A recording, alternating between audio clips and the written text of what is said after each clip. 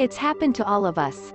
Someone has deeply hurt us, wounded, offended, or frustrated us, and we become very, very angry about it. That anger gets us in its grip, and won't let go. It seems to take over our minds, and we just can't stop thinking about it.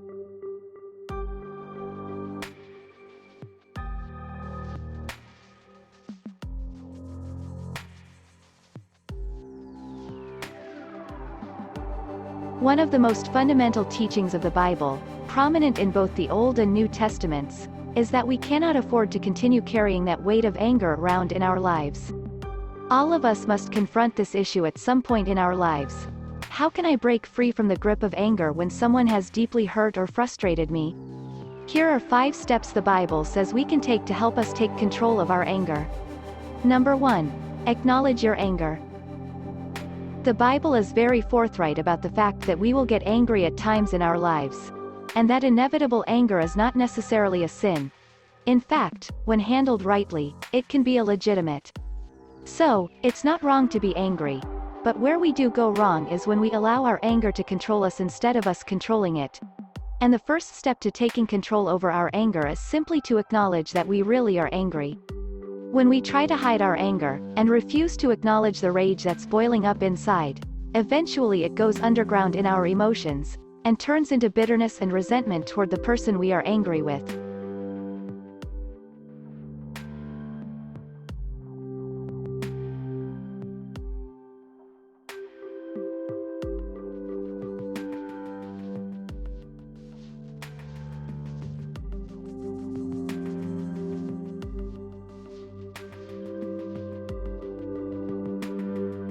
Number 2. Set your will to forgive.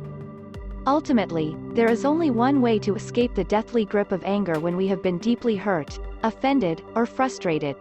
Sooner or later, we have to forgive the person we think was at fault. The key to being able to forgive is understanding that forgiveness is not a matter of how we feel about the person, but of making the heart commitment to no longer hold their offense against them.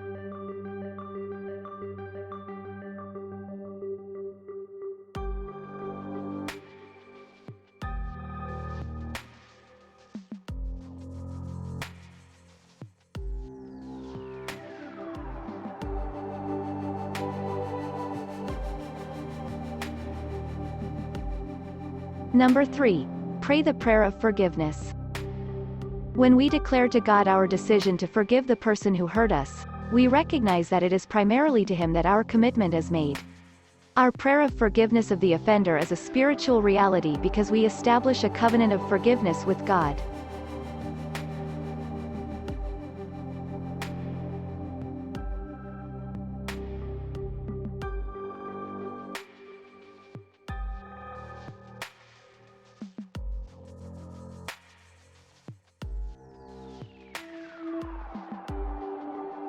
Number 4. Ask God to help you deal with your angry feelings. Realistically, it often takes time to really feel forgiveness, especially when the wound I've suffered is a deep one. When we make the heart commitment to forgive, by God's grace He can bring our feelings into line with the reality of that forgiveness. Of course, we're totally incapable of ruling our spirit on our own, and we'll never succeed without God's help. But when we take the turmoil of our emotions to God in prayer, He promises to replace that turmoil with His peace.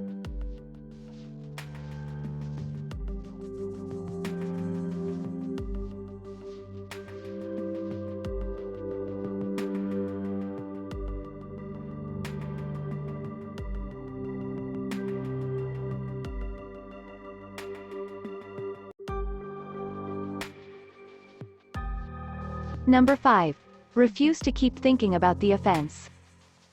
When someone has deeply and unfairly hurt or offended us, our mind keeps going back to that offense over and over again. And every time we think about it, our resentment of that person grows. Many times we find our thoughts continually running in that angry rut, feel that there's nothing we can do to stop it.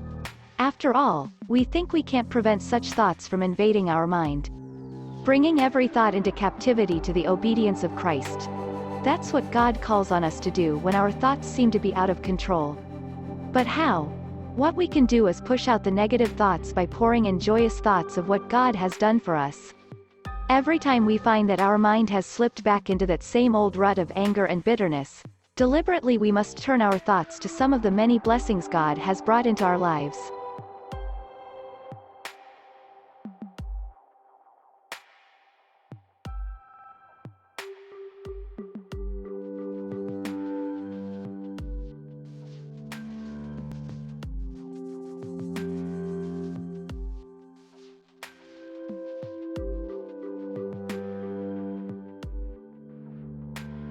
Letting go of our anger when we have been hurt is not easy, but if we put these biblical principles into practice, we'll be well on our way to controlling our anger rather than allowing it to control us.